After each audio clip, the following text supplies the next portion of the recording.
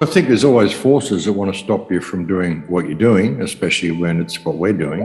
If your heart and your intuition is telling you should do that, then yes, you should do it. You should throw yourself to the wind, and when you do, you'll find that you can ride it.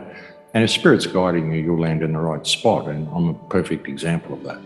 And I've often said to people that you've got to stop thinking of the world as governments. It's not nations and governments. We have a multinational, multi-generational criminal cabal masquerading as such. And it shows it. What they've done shows just how much they are all in lockstep with each other. So, they'll try a certain plan with Australia and see if they can get the job done that way, and we'll use it as an example to show the rest of the world. But what it's really all about is just this whole social credit and AI and all the stuff that's coming in on top of it, which is what's going on underneath all this. All the QR codes are rolling out, all the surveillance is rolling out, all the new street lamps, all this smart system is being put in place in the background while all of these distractions are going on. And people don't realise that, simple non-compliance would stop the whole thing. And we're really, really getting to a tipping point where, people have got to start to embrace this and realise that there is no legal way, there is no military way. I mean, revolution won't really solve anything. You'll just end up in a huge bloodbath, and then someone else will rise up, whoever's got the most weapons and the most power, and they will impose their regime the way it's always happened. Non-compliance and people remembering who and what they are and stepping into their power as sovereign human beings and respecting each other. Because if we all respect each other and respect each other's differences, that's all we have to do, and just say no, and we'll change the world in a day. But it's way too simple for people to see. They think there has to be a big battle, a big army, or this big vote or whatever, there doesn't. All that needs to happen is for people to step into their moral compass, and the whole world would change. It would have to. I almost think humanity is going to separate. It's going to split in two. There's going to be a lot of people who won't put down the technology, who just won't see this for what it is. And that's okay. I think they've done this before. I think they've run these resets before. I don't even think any of the technology we're using is actually new technology. I think it's all old technology. I think they run these resets all the time. And I think, with everything that's happening, like I said, the human race is going to split into two. There are going to be some that go that way, but there's going to be the spark of the human divinity that doesn't. But what it's going to take to get through that is going to be sort of a shocking reality for a lot of people, because it's what it's going to take to get through this reset and get through what's coming.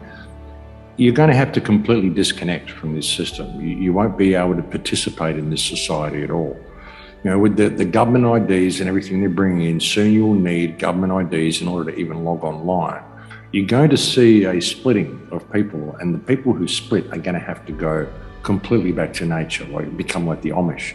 If they're going to have any type of society at all, it would have to be like an Amish society where there's no technology involved at all, because that's the only way you're going to get through. But even if that happens, the system that's been created is so non-human and so controlling and so psychologically, emotionally and biologically perverse that humans and life will not be able to survive in that system. And that system itself needs humans and life in there in order to power it. So it is destined to collapse.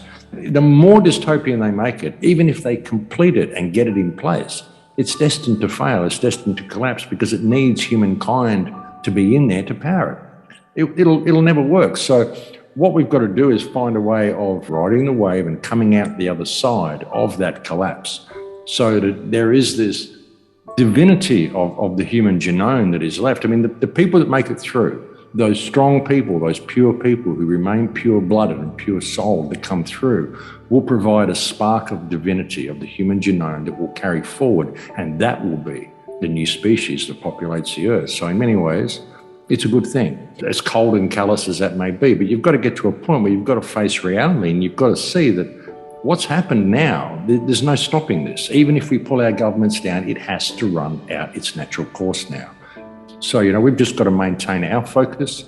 Always remember that you've got to walk the path of the warrior. You've got to face infinity without flinching. The knack of being able to face with serenity odds and circumstances that are not included in your calculations, and be able to ride that wave, come out the other side by simply doing what needs to be done. And I have a saying that if you throw yourself to the wind, you can ride it.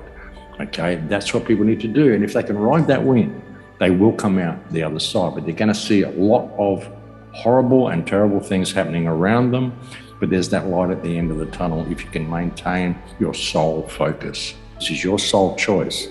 And if you couldn't pass this test, you never would have chosen to come here and to be here on this earth at this particular time. You came here because you know that you can do this. So now you just got to do it. Believe in yourself, stay in your heart, and keep that guidance pure, and you will come through the other side. But you've got to be prepared to know that you're going to see this shadow. You're going to see this incredible darkness. You're going to see horrors that you never imagined unfolding over the next 3 to 12 months, maybe even longer, maybe for the next 5 years. But you've got to realize that this is a temporary birthing pain.